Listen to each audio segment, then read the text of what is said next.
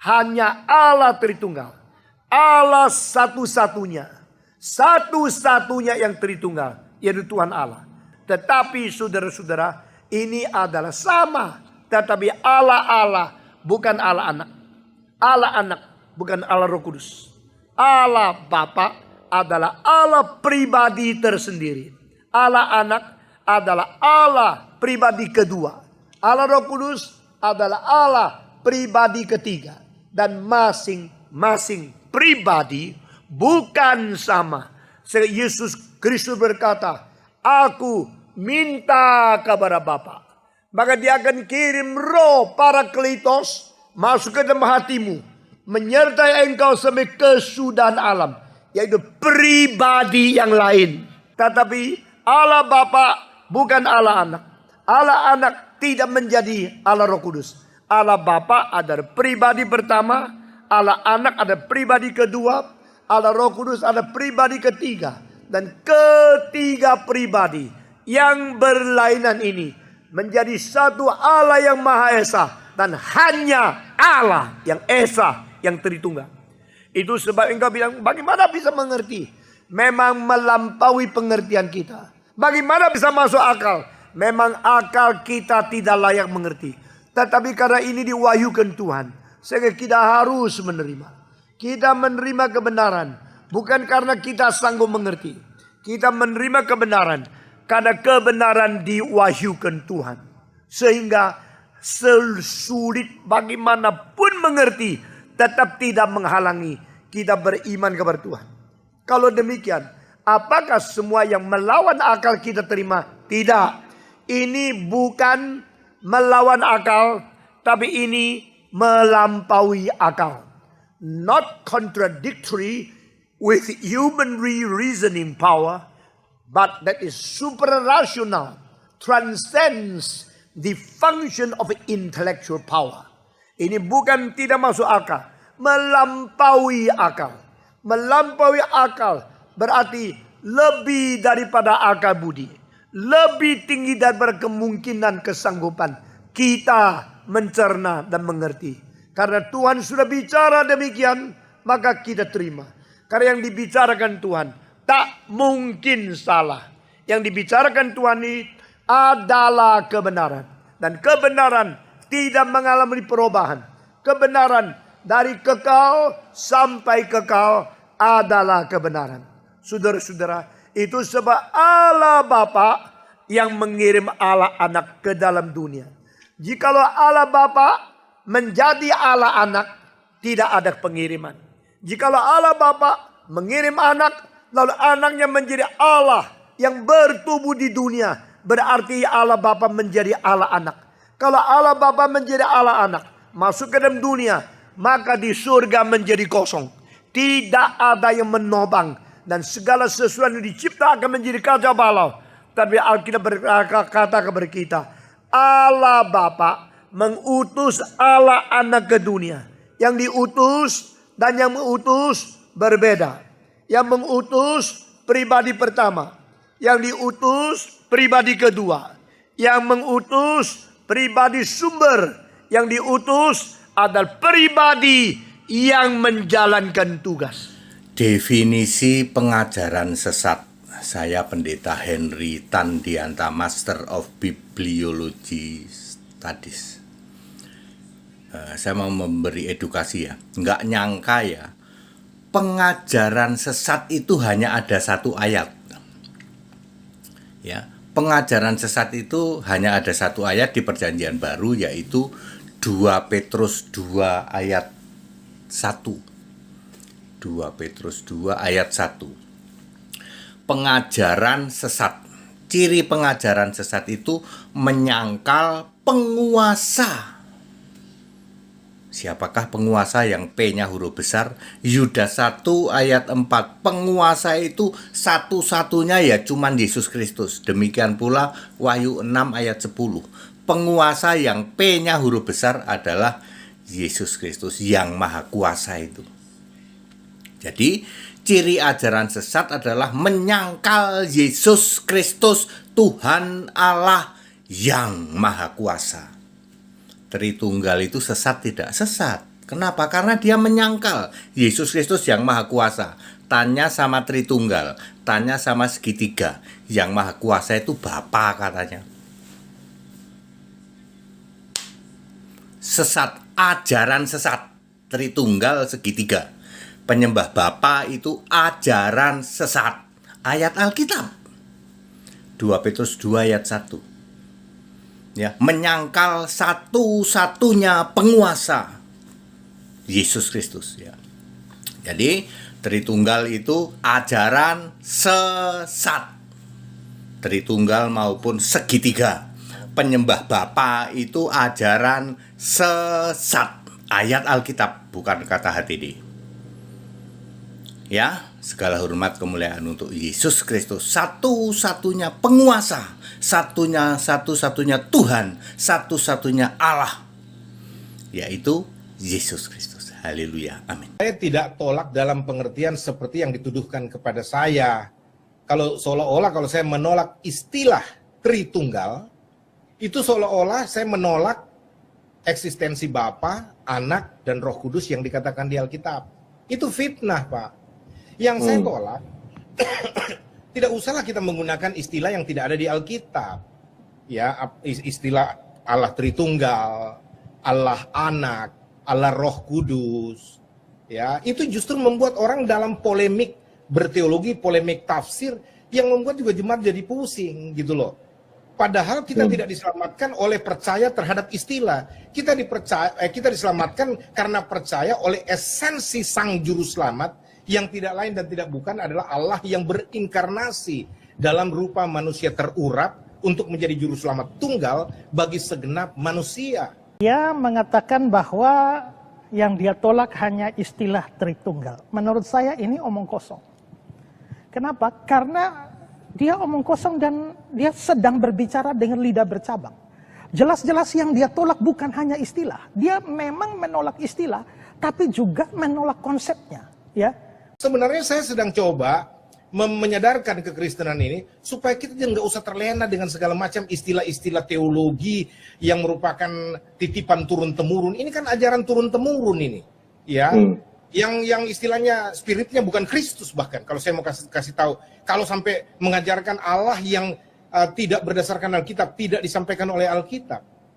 Alkitab jelas bilang Allah yang esa, secara hurufiah, secara letterlah berkata seperti itu. Dan esensinya konten dari Allah yang esa itu betul-betul esa tunggal. Ya, kalau bilang jamak, saya bisa terangkan kejamakan Allah kata kita. Nanti sebentar kita bahas itu, bro. Ya, tapi yang saya maksudkan, mari kita kembali kepada Alkitab secara murni dan konsekuen. Apa-apa saja yang Alkitab ajarkan. Perhatikan kata-kata dia tadi. Ini ajaran turun-temurun. Kalau dia mengatakan ini ajaran turun-temurun, berarti dia sedang mempersoalkan ajaran. Kecuali dia bilang ini istilah turun-temurun. Tapi bahwa dia bilang ini ajaran turun-temurun, artinya memang dia sedang mempersoalkan ajarannya. Juga dia bilang bahwa ya mengajarkan Allah yang tidak berdasarkan Alkitab. Mengajarkan Allah yang tidak berdasarkan Alkitab berarti soal ajaran, bukan soal istilah. Ya. Lalu dia mulai menjelaskan soal esensi Allah yang tunggal. Kalau dia mulai menjelaskan esensi Allah yang tunggal, bukankah itu soal ajaran dan bukan soal istilah? Jadi terlihat bahwa dia baru saja mengatakan yang dia tolak istilah, tapi dalam kalimat selanjutnya itu langsung menyerang ajaran. Jadi sekali lagi dia bukan hanya menolak istilah, tapi dia menolak konsep doktrin Allah Tritunggal yang sudah dipercayai selama ribuan tahun ini. Hai Timotius, peliharalah apa yang telah dipercayakan kepadamu. Hindarilah omongan yang kosong dan yang tidak suci. Omongan yang kosong itu apa? Omongan yang tidak berdasar. Ya, orang omong kosong. Itu yang dibilang hoax. Wah, bisa-bisa masuk juga kategori hoax itu doktrin Tritunggal. Karena apa? Tidak ada di dalam Alkitab loh. Tapi kita bilang ada di dalam Alkitab. Bisa juga masuk kategori teologi hoax. Iya. Kenapa? Karena yang ada di Alkitab bicara Allah itu esa. Nah, Allah yang esa itu jelas, titik. Tapi Allah yang esa di dalam Alkitab adalah Allah yang satu pribadi. Dan Allah yang esa itu adalah Yesus Kristus Tuhan. Nah, saudara, dia ketika mengatakan itu bahwa itu ajaran hoax dan sebagainya, bukankah dia sedang persoalkan ajaran? Jadi sekali lagi, orang ini tidak hanya mempersoalkan istilah, tapi juga mempersoalkan ajaran. Jadi saya cuma bilang, mari kita nggak usah pakai, karena itu kan tidak ada di Alkitab. Lalu mereka bangun perkataan begini, ya memang tidak ada di Alkitab. Dan istilah Allah anak dengan anak Allah ya sama saja. Saya cuma bilang, kalau sama saja istilah Allah anak, ya Allah Roh Kudus dengan anak Allah dan Roh Kudus Allah, kenapa nggak pakai yang ada di Alkitab? Kenapa pakai istilah-istilah yang tidak ada di Alkitab? Ya, saya untuk apa Alkitab dibuat kalau Anda menggunakan istilah-istilah di luar Alkitab? Oke. Di situ dia tidak mau menggunakan istilah yang tidak ada di dalam Alkitab. Dia tidak mau menggunakan istilah di dalam Alkitab. Yang saya tolak, tidak usahlah kita menggunakan istilah yang tidak ada di Alkitab. Ya, istilah Allah Tritunggal, Allah Anak, Allah Roh Kudus. Ya, itu justru membuat orang dalam polemik berteologi, polemik tafsir yang membuat juga jemaat jadi pusing gitu loh. Padahal kita tidak diselamatkan oleh percaya terhadap istilah. Kita diselamatkan karena percaya oleh esensi Sang Juru Selamat yang tidak lain dan tidak bukan adalah Allah yang berinkarnasi dalam rupa manusia terurap. Dia bilang tidak mau menggunakan istilah dalam Alkitab, tapi dia sendiri gunakan istilah inkarnasi. Sekarang tanya, mana ada istilah inkarnasi? Dia menyerang orang yang mempergunakan istilah yang tidak ada dalam Alkitab. Tapi dia sendiri justru menggunakan istilah yang juga tidak ada dalam Alkitab. Menurut saya di sini dia menelan kembali ludahnya sendiri. Nah, Bapak Ibu Saudara, kalau kita sering lihat ada anak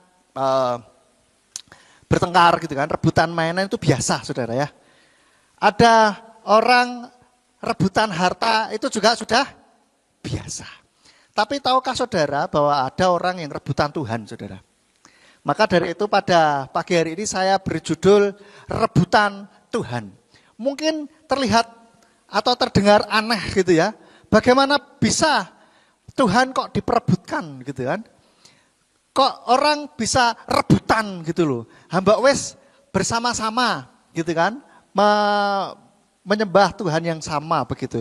Jadi berdasarkan kitab suci bahwa memang ada banyak Tuhan begitu. Tetapi bagi kita umat Bapa Yahweh, bagi kita Tuhan yang benar-benar Tuhan adalah Tuhan kita, yaitu Yeshua HaMashiach. Satu lagi di dalam 1 Tawarikh 16 ayat 26. 1 Tawarikh 16 ayat 26 dikatakan, sebab semua ilah bangsa-bangsa adalah berhala, tetapi Yahweh lah yang telah menjadikan langit. Jadi memang ada banyak ilah, banyak Elohim Saudara. Tetapi yang bagi kita, iman kita, Elohim yang sebenarnya adalah Tuhan yang kita sembah. Amin. Yaitu Bapa Yahweh di dalam nama Tuhan Yeshua HaMashiach. Dialah Yahweh yang menjadi dalam rupa manusia. Yaitu Yeshua HaMashiach. Orang lain mentuhankan yang lain, silahkan saja. Begitu. Itu iman mereka. Tetapi iman kita adalah ini. Begitu. Dan kalau kita perhatikan, kalau orang bilang semua orang di bumi ini menyembah Tuhan yang sama, lalu acaranya saja yang berbeda, pertanyaannya, kalau Tuhannya sama, satu, kenapa ajarannya berbeda? Betul enggak? Ajarannya macam-macam, gitu loh. Yang satu boleh berdoa di depan patung, yang satu enggak boleh. Yang satu, yang lainnya boleh punya istri lebih dari satu, yang satu nggak boleh. Yang satu boleh pakai bekerja sama dengan roh-roh, yang satu nggak boleh. Ya kan? Itu kan ajarannya lain-lain. Kalau satu, Tuhan satu, terus kenapa kok ajarannya beda? Apakah Tuhannya lupa? Apakah Tuhannya, pilih kasih, kalau di bangsa ini bolehlah. Kalau bangsa ini jangan. Ataukah begitu? Rebutan gitu kan.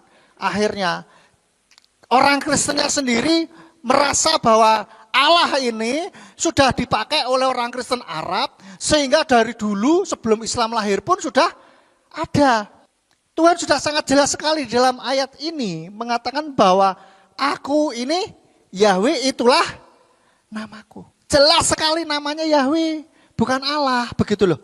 Kalau Allah itu Tuhannya sesama saudara kita, orang Islam, ya kan? Nah, banyak orang Kristen itu tidak tahu nama Tuhannya, saudara. Bahkan ini kisah nyata yang saya alami sendiri. Ketika dulu saya kuliah, tidak tahu sekarang dia sudah tahu apa belum ya. Waktu saya memberitakan nama Bapak ini kepada teman saya, orang Kristen juga. Dia bilang gini, loh namanya Bapak itu siapa? Ya Bapak. Bapak siapa? Ya Bapak katanya. Loh apa ya toki? Ini loh saudara, bukti bahwa orang Kristen tidak kenal nama Tuhannya sendiri. Sama kayak anak kecil tuh. Kalau ditanyain, bapakmu siapa? Papamu siapa namanya? Papa. Siapa papa lah? Ya papa itu siapa namanya? Papa. Ya lucu lah. Iya kan? Kalah sama anak saya. Ditanyain, dedinya siapa namanya? Sudah bisa jawab. Bukan, dedinya siapa namanya? Dedi. Siapa namanya? Ya Dedi. Ya nek memang namanya Dedi, D-E-D-I ya. Lain cerita, tapi dedinya kan bukan itu namanya. Namanya kan Simeon. Gitu loh. Sama halnya dengan kita. Orang Kristen, Bapak Sorgawi namanya siapa? Bukan Bapak, tidak ada namanya Bapak. Ya, Bapak itu sebutan. Nah, sedangkan namanya itu adalah Yahweh. Sudah sangat jelas sekali. Maka dari itu seharusnya orang Kristen tidak perlu rebutan Tuhan. Karena kita sudah punya Tuhannya sendiri. Dan rebutan apa doa kayak sama saja seperti anak kecil. Ini papaku, enggak, ini papaku. Ini papaku. Betul gak saudara? Kan aneh jadinya. Lucu toh?